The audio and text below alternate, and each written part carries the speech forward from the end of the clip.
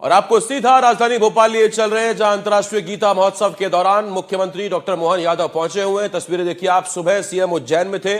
उज्जैन में अंतर्राष्ट्रीय गीता महोत्सव का शुभारंभ हुआ। सीएम वहां पर मौजूद थे। सीएम ने संबोधित करते हुए तब कहा था कि गीता एक ऐसा ग्रंथ है जिसमें तमाम शिक्षाएं समाहित हैं। और अब ये भोपाल की तस्वीरें देखिए आप। डॉक्टर मोहन यादव सीएम, उनके बगल में आप देखिए दाएं हाथ पर विश्वास सारंग जो खेल मंत्री हैं, उनके बगल में कृष्णा गौर।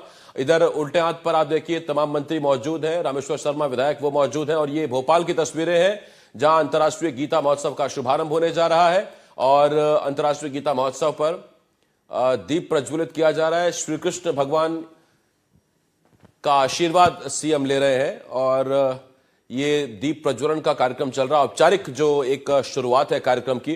तो आज ये अहम दिन है मध्य प्रदेश में और अंतर्राष्ट्रीय गीता महोत्सव देश भर में मनाया जा रहा है। और आज की बात करें आप तो सुबह उज्जैन में अंतर्राष्ट्रीय गीता महोत्सव का सीएम डॉक्टर मोहन यादव ने शुभारंभ किया। इस दौरान वहां उन्होंने संबोधित किया। अभी ये दोपहर की तस्वीरें हैं, राजधानी भोपाल की तस्वीरें, जहां अंतर्राष्ट्रीय गीता महोत्सव भोपाल में मनाया जा रहा है। इस कार्यक्रम की शुरुआत हो रही है और शाम को आज मुख्यमंत्री इंदौर में राजवाड़ा में गीता भवन का उद्घाटन करेंगे। शाम का ये बड़ा कार्यक्रम है जो इंदौर में है, राजवाड़ा में। उससे पहले ये राजधानी भोपाल की तस्वीर हम आपको दिखा रहे हैं। तमाम बड़े नेता मौजूद हैं और देखिए मंत्रोच्चारण चल रहा है। मंत्रोच्चारण के बीच हम आपको सुनवाते हैं।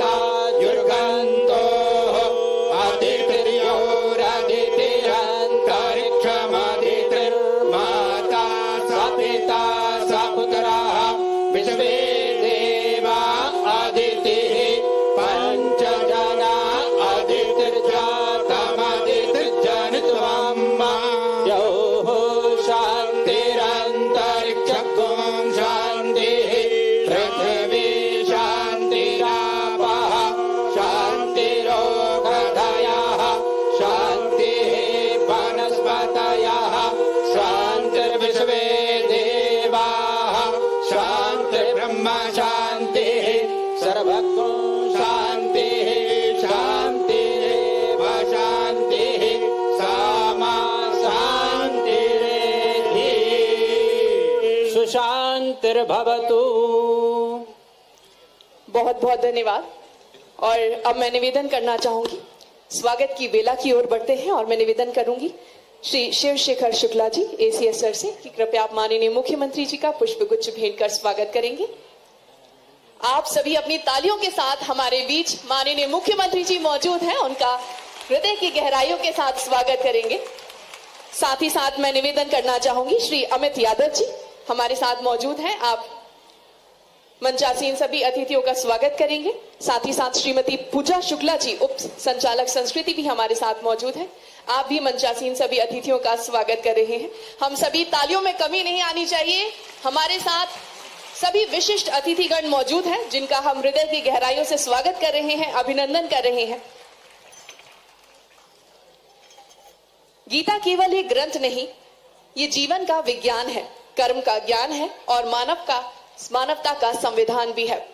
मैं निवेदन करना चाहूंगी, स्वागत उद्बोधन के लिए जोरदार तालियों से हम स्वागत करेंगे अपर मुख्य सचिव महोदय श्री शिवशेखर शुक्ला जी का। वो आपकी तालियों के जरिए यहां दिखेगा। गीता जयंती के पावन अवसर पर ऐसा लग रहा कि हमारे बीच गोपाल कृष्ण अपनी लीलाओं के साथ सारा आभा मंडल लिए विराजमान है। मैं दोनों हाथ जोड़ के प्रणाम करता हूं, आपका अभिनंदन करता हूं। मंच पर विराजमान माननीय मंत्री संस्कृति धर्मेंद्र सिंह लोधी जी, माननीय मंत्री विश्वास सारंग जी, माननीय मंत्री श्रीमती कृष्णा गौड़ जी, हमारे माननीय विधायक पूर्व प्रोटेम स्पीकर श्रीमान रामेश्वर शर्मा जी, माननीय विधायक श्रीमान भगवान दास सबरानी जी, माननीय विधायक विष्णु भगवान, इनकी लीला है, चाहे राम को हो चाहे कृष्ण को हो, हमारे लिए सौभाग्य की बात है।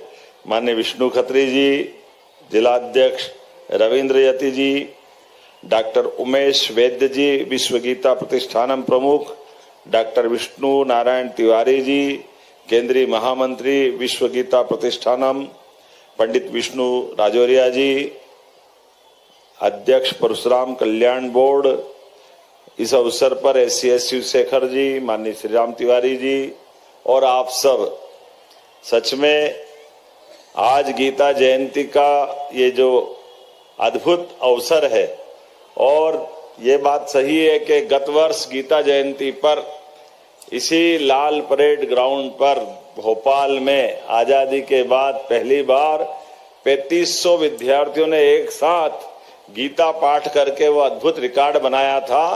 और आज 3 लाख पूरे प्रदेश के 55 जिलों में 10 संभाग में प्रत्येक विकास खंड स्तर पर ये पवित्र गीता के 15वें अध्याय का सस्वर पाठ करना, ये वाकई हमारे लिए इस भगवान की, खास करके मध्य प्रदेश के साथ भगवान कृष्ण ने कंस को मारने के बाद जो पराक्रम किया, लेकिन शिक्षा की प्राधान्यता रखी।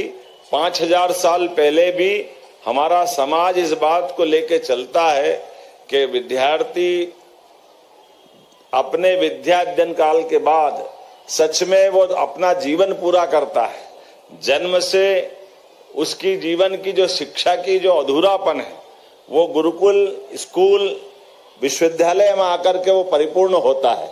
ऐसे में आचार्य सांदीपनी रिसीवर के संपर्क में आने के बाद भगवान ने 64 कला, 14 विद्या, सारे पुराण, चारों वेद, जिस प्रकार से इन सारी लीलाओं की, सारी कलाओं की उन्हें शिक्षा ग्रहण की, और हमने सबने देखा कि अगर कल्पना करें केवल भगवान कृष्ण का परशुराम जी के साथ उनको जब सुदर्शन चक्र मिला, उसके पहले उनको आचार्य सांदीपनी आश्रम में आकर के गरीब और अमीर की मित्रता का ये उस काल का भी गौरव है कि चाहे कोई किसी वंश का हो, हमारे यहाँ शिक्षा समान है।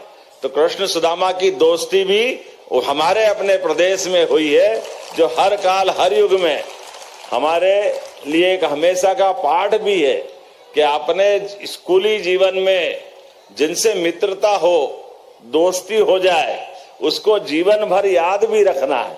भगवान कृष्ण ने द्वारकाधीश होने के बाद भी अपने मित्र स्कूली जीवन वाले सुदामा को याद रखा, और एक सबक उस समय भी दिया था कि मित्र के जीवन में कभी कष्ट आए तो आप उसको याचक बन करके उसकी निगाह नीची मत होने देना, उसको मदद करना जरूर करना, लेकिन पीठ पीछे से उसकी जो आवश्यकता है वो सारी पूरी कर दो, और उसकी निगाह बराबरी में रखो, उसका मान सम्मान बरकरार रखो। ये हमारे लिए भगवान कृष्ण ने अपने मित्रों के बीच में भी ये पाठ सबके लिए दिया है।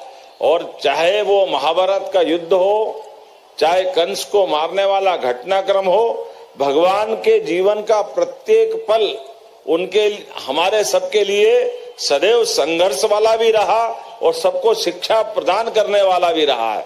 ऐसे में हम सब जानते हैं, जब अपने दुविधा में फंसे अर्जुन के संवाद के माध्यम से भगवान कृष्ण कर्मवाद की शिक्षा देते हैं कि मोह और कर्म में से आपको एक मार्ग चुनना होगा, त्याग और अपने जीवन के आधार पर कर्म के लिए। तो कर्तव्य को देखते हुए हमारे सबके जीवन में मृत्यु तो आना अवश्यंभाव ही है। जन्म और मृत्यु के इस क्रम में कोई अछूता नहीं, लेकिन अपना जन्म अगर हुआ है तो हमारे लिए वो मोह माया की व्यवस्थाओं के बजाय ये वास्तव में गीता अद्भुत ग्रंथ है। मुझे तो लगता है कि हर एक के जीवन में गीता के अगर सारे अध्याय को पढ़ें, उनके श्लोक का अर्थ निकालें, तो वाकई वो हमको हर एक मन में उठने वाली जिज्ञासाओं का समाधान कराती है। वो कौन सी चीज है जो गीता जी के अध्यायों में समाहित नहीं है? हर एक चीज। अब आप बताइए, क्षर और अक्षर दोनों, विनाशी और अविनाशी, दोनों के बीच भगवान इसी में 15वें अध्याय में कितने अच्छी व्याख्या करते हैं कि वो कहाँ है, वो विनाशी और अविनाशी के अलावा तीसरा एक अपना उनका अस्तित्व है जिसको उनने पुरुषोत्तम के माध्यम से माना गया है। आत्मा और परमात्मा के बीच ये जो अद्भुत संबंध निकाला है, मेरी अपनी ओर से गीता जयंती के अवसर पर आप सबको देख करके, आपके स्वर सुन करके लगा कि भोपाल भी धन्य हुआ और प्रदेश भी धन्य हुआ। ये आनंद आया है, इस आनंद की कल्पना नहीं कर सकते। मेरी अपनी ओर से पुनः प्रदेशवासियों को, देशवासियों को बधाई देता हूं। और आज ही हम अपने गीता भवन की श्रृंखला के आधार पर हमने तो सरकार में तय किया है कि भगवान कृष्ण की जहां जहां लीलाएं हुई है वो प्रत्येक स्थान तीर्थ बनाएंगे। वो प्रत्येक स्थान जो द्वारका का महत्व है, जो मथुरा वृंदावन का महत्व है, वही उज्जैनी का महत्व, जाना पाव का महत्व है, वो नारायण और सुदामा की मित्रता का धाम का महत्व है। ये प्रत्येक स्थान को तीर्थ बनाएंगे। भगवान श्री कृष्ण की जहां जहां चरण धरे हैं उस प्रत्येक स्थान को भी हम चैतन्य करते हुए उसको तीर्थ के रूप में रेखांकित कर रहे हैं। इसी के साथ साथ गीता भवन भी बनाने जा रहे हैं। हमारे यहाँ ये सामुदायिक भवन की जो कल्पना है, थोड़ा अधूरापन लगता है। सामुदायिक भवन जैसे बोलते कम्युनिटी हॉल, तो ऐसा लगता शरीर तो है लेकिन आत्मा नहीं। आत्मा तो हमारे भगवान कृष्ण के गीता बोलते आता है। तो ये हमारे गीता भवन जगह जगह बनाए जाएंगे।